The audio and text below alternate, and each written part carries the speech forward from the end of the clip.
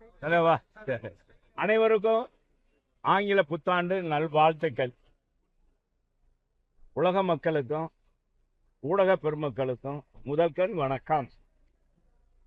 இன்றைக்கு உலகமே ஆளுகின்ற மீனாட்சி சுந்தரேஸ்வரர் திருக்கோயிலுக்கு சென்று குடும்பஸ்தாரோடும் கழக குடும்பஸ்தாரோடும் சென்று மாண்புமிகு முதலமைச்சர் மீண்டும் தமிழகத்துடைய முதலமைச்சராக வர வேண்டும்,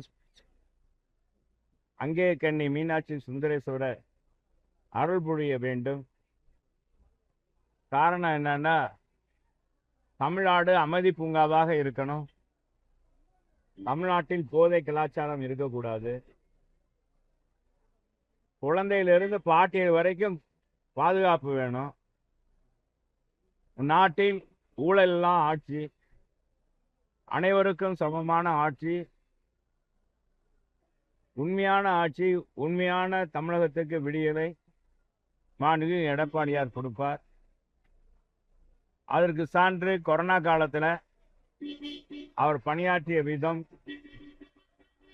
அரசு அதிகாரிகளை அமைச்சர்களை கையாண்ட விதம், அது மட்டுமல்ல இடர்பாடு காலங்களில் தமிழகத்தில் புயல் வறட்சி எது வந்தாலும் மக்களுக்கு துணையாக இருந்து ஒரு சாமானியனாக நம்மளை போன்ற ஒரு குடும்பத்தில் பிறந்து ஏழை எளிய மக்களுடைய கஷ்ட நஷ்டங்களை தெரிந்ததனால் நல்லாட்சியை 4 ஆண்டுகள் 3 மாதம் கொடுத்தார். புரட்சித் தலைவர் அம்மா, புரட்சித் தலைவர் புனிதர் புரட்சித் தலைவர் கொடுத்ததை போல் மக்களுக்கான ஆட்சியை கொடுத்தார்.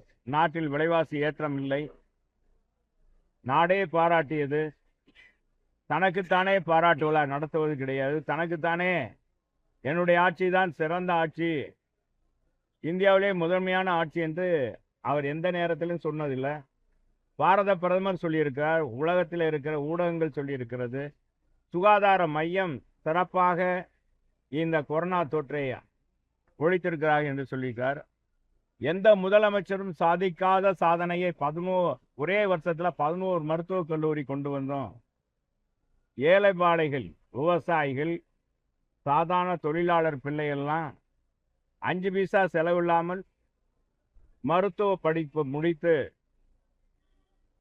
அவர்கள் வெளியே வர வேண்டும் என்பதற்காக 7.5% அரசு பள்ளியிலும் மாநகராட்சி பள்ளியிலும் உள்ளாட்சி பள்ளியிலும் படிக்கிற பிள்ளைகளுக்கு எந்த அரசும், இந்தியாவிலே எந்த அரசும் வழங்காத, எந்த முதலமைச்சரும் செய்யாத நடவடிக்கையை செய்து காட்டியவர். அவர் தலைமையிலே விலைவாசி ஏற்றம் இல்லை, எந்த அசம்பாவமும் இல்லை. எனவே அப்படிப்பட்டவருடைய ஆட்சி மலர, மக்களுக்கு, தமிழக மக்களுக்கு மேன்மைப்பட, மக்கள் சுபிட்சமாக வாழ, எந்த கஷ்ட நஷ்டம் இல்லாமல் வாழ அவர் வர வேண்டும். தமிழக மக்கள் வாழ்வாங்கு எப்படி புரட்சி தலைவர் அம்மா காலத்தில் வாழ்ந்தாங்களோ அது போன்ற ஒரு வாழ்க்கை வாழ அண்ணன் எடப்பாடியார் நடவடிக்கை எடுப்பார் என்பதை இந்த நேரத்தில் தெரிவித்துக் கொள்கிறேன். எனவே அவர் தலைமையிலான கூட்டணி மீண்டும் தமிழகத்திற்கு ஆட்சிக்கு வரும், ஆட்சிக்கு உறுதியாக வெற்றி பெறுவார். எடப்பாடியார் தான் 2026 முதலமைச்சர். மின்மினி பூச்சிகள் எல்லாம் இங்கே வெளிச்சம் தராது, உண்மையான வெளிச்சம் தரக்கூடியவர் எங்களுடைய புரட்சி தமிழர் எடப்பாடியார் என்பதை தெரிவிச்சுக்கிறேன். சொல்லுங்க.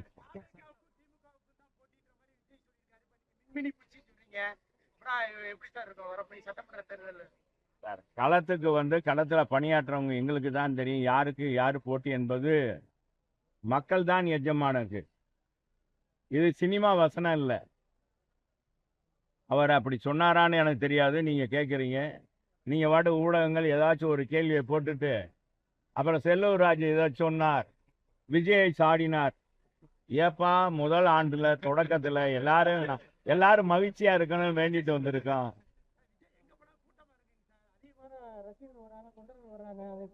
எல்லாருக்கும் வருவாங்க தம்பி, எல்லாருக்கும் ரசிகர்கள் வருவாங்க. ரசிகர்கள் இருந்தா அது முதல் வரும்போது அந்த முகத்தை பார்க்கறதுக்கு சினிமா கவர்ச்சிக்கு தமிழ்நாட்டில் எப்பவுமே நம்ம அமிதாப் பச்சன் வந்தாருன்னா கூட கூட்டம் கூடும். அமிதாப் பச்சன் எவ்வளோ காலமாக சினிமாவில் இருக்கார். அதெல்லாம் ஒன்றும் இது இல்லை, கூட்டம் கூடுறத வச்சு அல்ல. மக்கள் தீர்மானிக்கணும். மக்கள் நம்மளை ஆளக்கூடியவர்கள் யார், நம்மளை ஆளக்கூடிய நிர்வாக திறன் படைத்தவர் யார் என்பதை நிரூபிக்க வேண்டும்.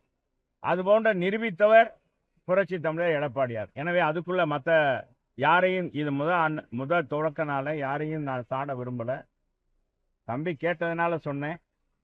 மக்கள் தான் எஜமானர்கள், மக்கள் தான் முடிவெடுப்பார்கள். மக்கள் முடிவெடுத்து விட்டார்கள். மதுரையில் 200 கோடி மாநகராட்சியுடைய வரிப்பணம் இன்னைக்கு திமுக நிர்வாகிகளால் கொள்ளையடிக்கப்பட்டிருக்கிறது. அதுக்கு தீர்வே கிடைக்கவில்லை. ஒரு மேயர் இல்லாமல் ஒரு மாநகராட்சி 3 மாதங்களுக்கு மேலாக நடைபெறுகிறது. 3 மாதங்கள் மாநகராட்சி கூட்டம் நடைபெறவில்லை. இதனால் மக்களுடைய குறைகள் நிறைகளை பற்றி பேச முடியவில்லை.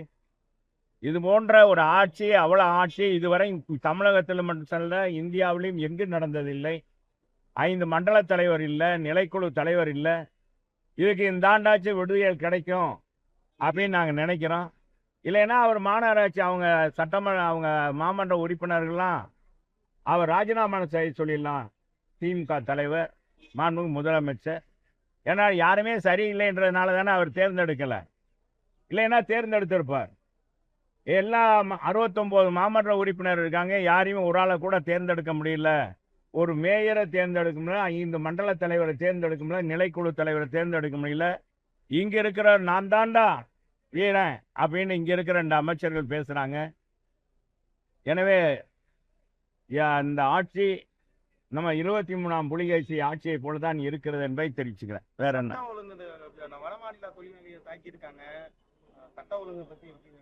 நாங்க தமிழ்நாட்டில் போதை கிறுக்கு போதையாக இருக்கிறது. தமிழ்நாட்டில் கிறுக்கு போதை, அந்த போதை அடித்தாலே சரி என்ன செய்யறேன்னே தெரியும். அதனால 5 வயசு பாப்பால இருந்து 85 வயசு பாட்டி வரைக்கும் இந்த நாட்டில் தமிழகத்தில் பெண்களுக்கு பாதுகாப்பே இல்லாத சூழ்நிலை இருக்கு. கற்பழிக்கப்படுறாங்க. எனவே அவங்க இது இந்த போதையை ஒழிக்கணும் அப்படின்றதுதான். 0% கஞ்சா பண்ற மாதிரி மா சுப்பிரமணியம் பேசியிருக்காரு. கஞ்சாவே எதுவும் இல்லை தமிழ்நாட்டில், 0% கஞ்சா. 2026 மாண்புமிகு மக்கள் நல்வாழ்வுத்துறை அமைச்சர் அருமையான ஒரு ஜோக் அடித்திருக்கிறார். வேற ஒண்ணுமே இல்லை. இப்ப கூட நீங்க போனீங்கன்னா எத்தனை இடத்துல நான் கஞ்சா வாங்கி தரலாம், அதெல்லாம் கொண்டாந்து. இப்ப என்னன்னா முன்னாலையெல்லாம் கொண்டாந்து விற்பாங்க, இப்போ ஆன்லைன்லேயே விற்கிறாங்களா. எல்லாம் அவங்களும் வலைதளத்துக்கு போயிட்டாங்க. அப்பா அவங்களும் வலைதளத்துக்கு போயிட்டாங்க. போதை கடத்துறவங்க, இந்த கஞ்சா கடத்துறவங்க கூட பார்த்தீங்கன்னா, கஞ்சா வைக்கிறவங்க கூட டோர் டெலிவரி பண்ணுறாங்க. இந்த அமேசான், இந்த இது என்னப்பா, ஜொமேட்டோ, இன்னொன்று என்னென்னமோ இருக்கு, அது மாதிரி டோர் டெலிவரி பண்ணுறாங்க. டெக்னாலஜி இம்ப்ரூவ் ஆயிடுச்சு, எல்லாத்துலையும் கஞ்சாவோட இம்ப்ரூவ் ஆயிருக்கு. சரி, வாழ்த்துக்கள்.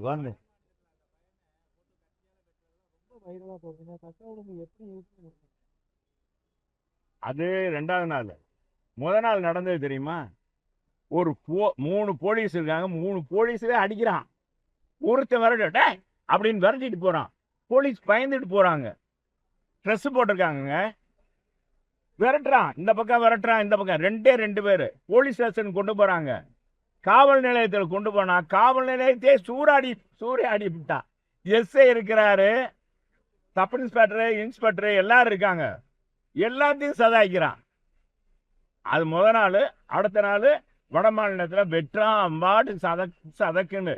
அந்த பையன் பாவம், என்ன மொழியும் தெரியல, எதுக்குடா வெட்டுறான்? தமிழ்நாட்டுக்கு வந்த பாவமா? என்ன நான் வேலைக்கு தானே என்னையப்பா வெட்டுறீங்கன்ற மாதிரி இருக்கு. பாவமா இருக்கு. எல்லா பெண்கள்லாம் ரத்த கண்ணீர் வடிக்கிறாங்க. அது ஒண்ணு போதாதா இந்த ஆட்சியை மாற்றுறதுக்கு? என்ன சொல்றீங்க? சரி, வர்றேங்கப்பா. அதிகமாயிருச்சு. காங்கிரஸ் கட்சியோட ஒரு நிர்வாகியே சொல்றாரு, தமிழகத்துல கடன் சுமை அதிகமாயிருச்சு. காங்கிரஸ் கட்சியை உண்மையை தான் சொல்லியிருக்காரு. காங்கிரஸுக்காக இந்த நாட்டுக்காக சுதந்திரம் வாங்கி கொடுத்தவங்கப்பா. இந்த காங்கிரஸ் இல்ல, இதுக்கு முன்னால இருந்த காங்கிரஸ். ஆங்கிலேயர்கிட்ட இருந்து அடிபட்டு உதப்பட்டு சத்தியாகிரகம் பண்ணி சிலர் போல நேரடியா சொகுசா வர்றது இல்ல, ஆட்சிக்கு வரல. காங்கிரஸ் அடிபட்டு உதப்பட்டு சத்தியாகிரகம் பண்ணி உப்பு சத்தியாகிரகம் பண்ணி இதெல்லாம் செஞ்சதுனால அவங்க உள்ளூர கூட்டணியில் இருந்தாலும் தோழமையில் இருந்தாலும் ஒரு ஆதங்கம்.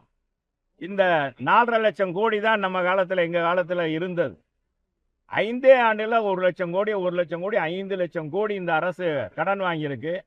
அதுக்கான வளர்ச்சி திட்டம் இருக்கா அப்படின்னா எதுவுமே இல்லை. இப்போ மதுரையை எடுத்துக்கோங்க, எத்தனை அடையாளங்கள் நான் சொல்லலாம். 10 பாலங்கள் இருக்கும் நாங்கள் கட்டியிருக்கிறோம். நம்ம ராஜாஜி மருத்துவமனையை பாருங்க, வானளாவிய கட்டடங்கள். நம்ம மாவட்ட ஆட்சியாளரோட துணை கட்டடம் தமிழக இது நம்முடைய சமூகத்தில் கொடிசிய அரங்கத்தை போல ஒரு அரங்கம்.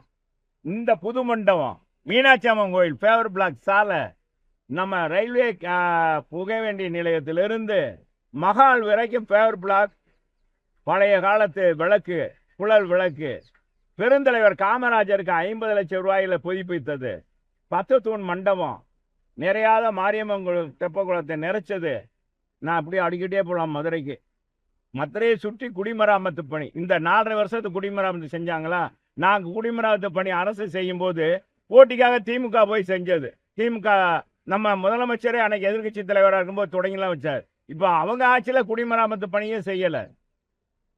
இதுதான் அந்த ஆட்சி. எதுவுமே இந்த ஆட்சியில் செய்யாமல், தாலிக்கு தங்கம் இல்லை, மடிக்கணினி இல்லை, எல்லா திட்டத்தையும் மூடு விழா கண்டுட்டாங்க. மகளிர் பணிபுரியும் பெண்களுக்கு இருசக்கர வாகனம் மானியம் இல்லை, அம்மா உணவகம் இல்லை, லேப்டாப் இல்லை, கர்ப்பிணி பெண்களுக்கு முதலையாக இன்னும் பணம் வழங்கலை, பரிசு அம்மா குழந்தை பரிசு பட்டம் இல்லை. எது இல்லை இல்லை இல்லை தான் இந்த ஆட்சியில். ஆனால் கடன் மட்டும் ஏறிடுச்சு 5 லட்சம் கோடி கூடிருச்சு. இதுதான் நடக்கும். பரிசு தொகுப்பு வந்து உங்க ஆட்சி காலத்துல வந்து